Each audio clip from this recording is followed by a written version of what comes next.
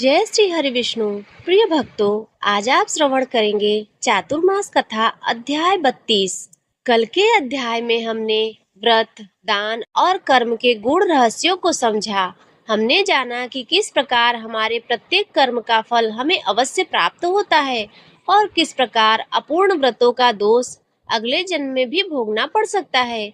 आज हम इसी ज्ञान को और आगे बढ़ाते हुए उस दिव्य कथा का श्रवण करेंगे जिसका प्रादुर्भाव चातुर्मास के पुण्यकाल में हुआ और जो कलयुग में समस्त पापों का नाश करने का सबसे श्रेष्ठ साधन मानी जाती है। यह कथा है श्रीमद् भागवत महापुराण के प्रादुर्भाव की, जो हमें भक्ति के महत्व को गहराई से समझाती है। बोलिए सरस्वती महारानी की जय, प्रथम पूज्य गणेश भगवान की जय, बोलिए श्री लक्ष्मी नारायण की जय। प्रिय भक्तों, श्रीमद् भागवत कथा किस प्रकार प्रारंभ हुई उसके पीछे पुराणों में एक कथा प्रचलित है। इस कथा के अनुसार एक बार श्रृंगी ऋषि अपने पिता ऋषि समीक के आश्रम में अन्य ऋषि कुमारों के साथ रहकर अध्ययन कर रहे थे। एक दिन सब विद्यार्थी जंगल में गए हुए थे और आश्रम में समीक ऋषि समाधि में बैठे हुए थे। तभी प्यास से व्याकुल राजा परीक्षित आश्रम में जा पहुंचे। राजा आश्रम में पानी खोजने लगे। उन्होंने समाधि में बैठे समीक ऋषि को प्रणाम कर बड़ी विनम्रता से कहा, हे ऋषि महाराज, मैं बहुत प्यासा हूँ। मुझे बहुत जोर से प्यास लगी है, कृपया मुझे पानी दीजिए। राजा ने 2-3 बार ऐसा कहा, परंतु ऋषि तो अपनी समाधि में लीन थे, तो वे अपनी समाधि से उठे नहीं। तब राजा कहने लगे, एक तो यह ऋषि ध्यान का ढोंग कर रहे हैं, एक प्यासे को पानी नहीं पिला सकते। राजा को बड़ा क्रोध आया और पास में एक मरे हुए सर्प को उठाकर उन्होंने ऋषि के गले में डाल दिया। राजा परीक्षित को आश्रम से प्यासा ही जाते हुए देखकर एक ऋषि कुमार ने दूर से देखा और जाकर श्रृंगी ऋषि को इस बात की सूचना दी। सभी राजा के स्वागत के लिए आश्रम में जा पहुँचे, लेकिन तब राजा वहां से जा चुके थे।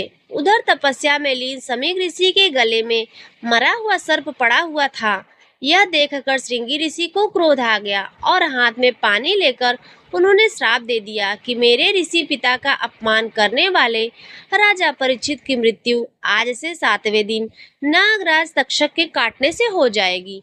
तभी ऋषि कुमारों ने ऋषि समीक के गले से सर्प निकाला और इसी बीच समीक ऋषि की तपस्या भी भंग हो गई, उनकी समाधि टूट गई। तब समीक ऋषि ने पूछा कि क्या बात है।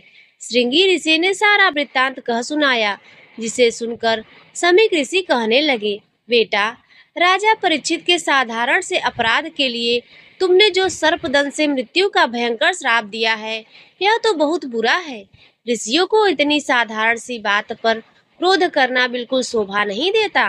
बेटा, अभी तुम्हें ज्ञान प्राप्त नहीं हुआ है, अब तुम भगवान की शरण में जाओ और अपराध की क्षमा मांगो। राजा परीक्षित को राजभवन पहुँचते पहुँचते अपनी गलती का एहसास हो चुका था। उन्हें मरा हुआ सर्प ऋषि के गले में नहीं डालना चाहिए था।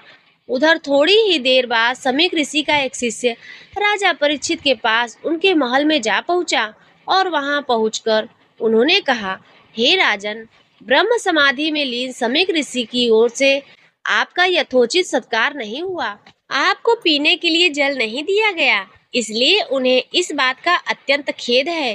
किंतु आपने बिना सोचे समझे जो मरे हुए सांप को उनके गले में डाल दिया, इस कारण उनके पुत्र श्रृंगी ऋषि ने आपको आज से 7वें दिन सांप के काटने से मृत्यु का श्राप दे डाला है। यह श्राप असत्य नहीं होगा, इसलिए आप 7 दिन तक अपना समय ईश्वर चिंतन और मोक्ष मार्ग की साधना में बिताइए। राजा को संतोष हुआ कि मेरे द्वारा किए गए अपराध के लिए मुझे उचित दंड मिला है। अब राजा परीक्षित व्यास पुत्र सुखदेव मुनि के पास जा पहुँचे। सुखदेव जी ने परीक्षित को 7 दिन भागवत कथा सुनाई। कहते हैं तभी से यह पुण्य पद भागवत सप्ताह सुनने की परंपरा प्रारंभ हो गई। आइए भक्तजनों, शुभारंभ करते हैं श्रीमद् भागवत महापुराण के पहले अध्याय से, जिसमें देवर्षि नारद की भक्ति से भेंट होती है। सच्चिदानंद स्वरूप भगवान श्री कृष्ण को हम नमस्कार करते हैं, जो जगत की उत्पत्ति, स्थिति और विनाश के हेतु तथा आध्यात्मिक, आदि दैविक और आदि भौतिक तीनों प्रकार के ताप का नाश करने वाले हैं। जिस समय श्री सुखदेव जी का यज्ञोपवीत संस्कार भी नहीं हुआ था तथा लौकिक और वैदिक कर्मों के अनुष्ठान का अवसर भी नहीं आया था, तभी उन्हें अकेले ही संन्यास लेने के लिए घर से जाते हैं। उनके पिता व्यास जी विरह से कातर होकर पुकारने लगे, बेटा बेटा तुम कहाँ जा रहे हो। उस समय वृक्षों ने तन्मय होकर श्री सुखदेव जी की ओर से उत्तर दिया था, ऐसे सर्वभूत हृदय श्री सुखदेव जी को हमारा प्रणाम है। एक बार भागवत कथा अमृत का रसास्वादन करने में कुशल मुनिवर सौनक जी ने नैमिषारण्य क्षेत्र में विराजमान महामति सूत जी को नमस्कार करके उनसे पूछा। सौनक जी बोले, सूत जी महाराज, आपका ज्ञान अज्ञान के अंधकार को नष्ट करने के लिए करोड़ों सूर्य के समान है। आप कृपा कर हमारे कानों के लिए रसायन अमृत स्वरूप और सार गर्भित कथा कहिए। भक्ति, ज्ञान और वैराग्य से प्राप्त होने वाले महान विवेक की वृद्धि किस प्रकार होती है तथा वैष्णव लोग किस प्रकार इस मोह माया से अपना पीछा छुड़ाते हैं। इस घोर कलिकाल में जीव प्रायः आसुरी स्वभाव के हो गए हैं। विविध क्लेश से आक्रांत इन जीवों को शुद्ध करने के लिए सर्वश्रेष्ठ उपाय क्या है।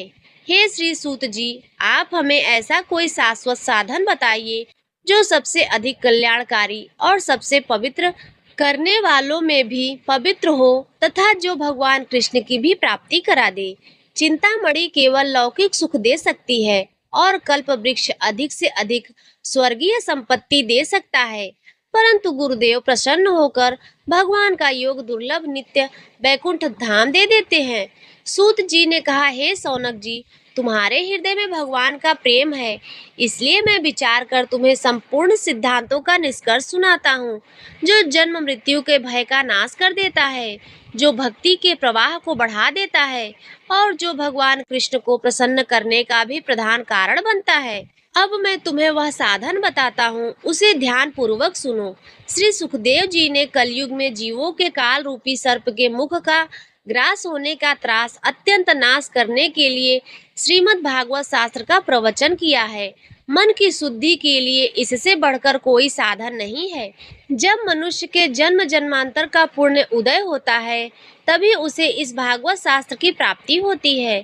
जब सुखदेव जी राजा परीक्षित को यह कथा सुनाने के लिए सभा में विराजमान हुए, तब देवता लोग उनके पास अमृत का कलश लेकर आए। देवतागण अपना काम बनाने में बड़े कुशल होते हैं, अतः यहाँ भी सबने सुखदेव मुनि को नमस्कार करके कहा, आप यह अमृत कलश लेकर बदले में हमें कथा का अमृत दान में दे दीजिए। इस प्रकार परस्पर विनिमय अर्थात अदला बदली हो जाने पर राजा परीक्षित अमृत का पान करे और हम सब श्रीमद् भागवत रूपी अमृत का पान करेंगे। इस संसार में कहाँ कांच और कहाँ महातुल्य मणि तथा कहाँ सुधा और कहाँ कथा। श्री सुखदेव जी ने विचार कर उस समय देवता गणों का उपहास उड़ा दिया। उन्हें भक्ति शून्य अर्थात कथा का अनाधिकार जानकर कथा अमृत का दान नहीं किया गया। इस प्रकार यह श्रीमद् भागवत की कथा देवताओं के लिए भी अत्यंत दुर्लभ है। पूर्व काल में श्रीमद् भागवत के श्रवण मात्र से ही राजा परीक्षित की मुक्ति देखकर ब्रह्मा जी को बड़ा ही आश्चर्य हुआ। उन्होंने सत्यलोक में तराजू बांधकर सब साधनों में तौल दिया और अब चमत्कार भी देखिए। ब्रह्मा जी ने तराजू में जितने भी साधन रखे वे सभी तौल में हल्के पड़ गए। केवल अपने महत्व के कारण श्रीमद् भागवत ही सबसे भारी रहा। यह देखकर ऋषियों को बड़ा ही आश्चर्य हुआ। तब उन्होंने कलयुग में इस महाभागवत शास्त्र को ही पढ़ने सुनने से तत्काल मोक्ष देने वाला निश्चय कर लिया। सप्ताह विधि से श्रवण करने पर यह निश्चय ही भक्ति प्रदान करता है। पूर्व काल में इसे दया परायण सनकादि ऋषियों के देवर्षि नारद को सुनाया था। यद्यपि देवर्षि ने पहले ब्रह्मा जी के मुख से इसे श्रवण कर लिया था, फिर भी सप्ताह श्रवण की विधि तो उन्हें सनकादि ने ही बताई थी। सौनक जी ने पूछा, सांसारिक प्रपंच से मुक्त और विचरणशील नारद जी का सनकादिक के साथ संयोग कहाँ हुआ और विधि विधान के श्रवण के प्रति उनकी प्रीति कैसे उत्पन्न हुई? क्योंकि यह तो सर्वविदित है कि नारद जी बड़े चंचल हैं। वे एक जगह पर थोड़ी देर तक भी नहीं ठहर सकते। सूत जी ने कहा, अब मैं तुम्हें वह भक्तिपूर्ण कथा सुनाता हूँ जो श्री सुखदेव जी ने मुझे अपना अनन्य शिष्य जानकर एकांत में सुनाया था। एक दिन विशालपुरी में वे चारों निर्मल ऋषि सत्संग के लिए आए। वहां उन्होंने नारद जी को देखा। तब सनकादि ने पूछा, हे ब्राह्मण, आपका मुख उदास क्यों हो रहा है? आप इतने चिंतित कैसे दिखाई दे रहे हैं? इतनी जल्दी जल्दी आप कहाँ जा रहे हैं और आपका आगमन कहाँ से हो रहा है? इस समय तो आप उस पुरुष के समान व्याकुल जान पड़ते हैं जिसका सारा धन लुट गया हो। आप जैसे आसक्ति रहित पुरुषों के लिए ऐसा व्यवहार तो बिल्कुल भी उचित नहीं है। हे देवर्षि, कृपया इसका कारण बताइए। तब देवर्षि नारद कहने लगे, मैं सर्वोत्तम लोक समझकर पृथ्वी लोक में आया था। यहाँ पुष्कर, प्रयाग, काशी, गोदावरी, हरिद्वार, कुरुक्षेत्र, श्रीरंग और सेतुबंध आदि कई तीर्थों में मैं इधर उधर विचरण कर रहा था, किंतु मुझे कहीं भी मन को संतोष देने वाली शांति नहीं मिली। इस समय अधर्म के सहायक कलयुग ने सारी पृथ्वी को पीड़ित कर रखा है। अब यहाँ सत्य, तप, शौच, मन के बाहर और भीतर की पवित्रता, दया, दान और कुछ भी शेष नहीं बचा। यहाँ तक कि पृथ्वी लोक पर रहने वाले जीव, ये बेचारे केवल अपना पेट पालने में ही लगे हुए हैं। वे असत्यभाषी, आलसी, मंदबुद्धि, भाग्यहीन और उपद्रवग्रस्त हो गए हैं। जो साधु संत कहे जाते थे, वे भी पूरी पाखंडी हो गए हैं। देखने में तो वो विरक्त हैं, किंतु स्त्री, धन आदि के भोगों पर आसक्त हो रहे हैं। इतना ही नहीं, घरों में स्त्रियों का राज्य है। साले सलाहकार बने हुए हैं।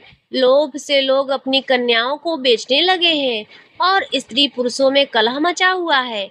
महात्माओं के आश्रम, तीर्थ और नदियों पर यवनों अर्थात विधर्मियों का अधिकार हो गया है। उन दुष्टों ने बहुत से मंदिर भी नष्ट कर दिए हैं। इस समय वहां पर न कोई योगी है, न सिद्ध है, न ज्ञानी है और न ही सत्कर्म करने वाला कोई बचा है। सारे साधन इस समय कली रूपी दानव नल से जलकर भस्म हो गए हैं। इस कलयुग में सभी देशवासी बाजारों में अन्न बेचने में लगे हुए हैं। ब्राह्मण लोग पैसा लेकर वेद पढ़ाते हैं और स्त्रियां वेश्यावृत्ति से निर्वाह करने लगी हैं।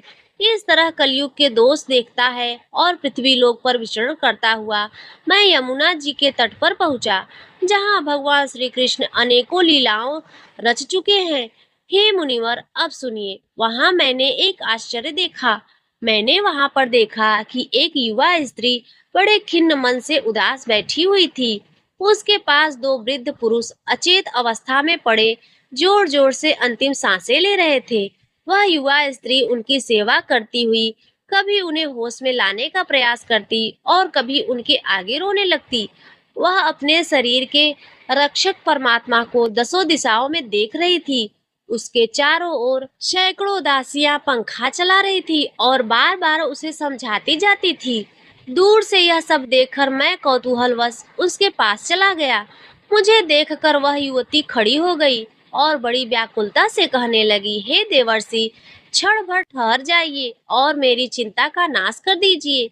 आपके दर्शन तो संसार के सभी पापों को सर्वथा नष्ट कर देने वाले होते हैं। आपके वचनों से मेरे दुख को भी बहुत कुछ शांति मिल जाएगी।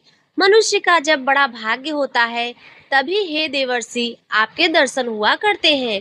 देवर्षि नारद ने कहा, तब मैंने उस स्त्री से पूछा, हे देवी, तुम कौन हो? यह दोनों पुरुष तुम्हारे क्या लगते हैं? और तुम्हारे पास ये कमल नयनी देवियां कौन है? तुम हमें विस्तार पूर्वक अपने दुख का कारण बताओ।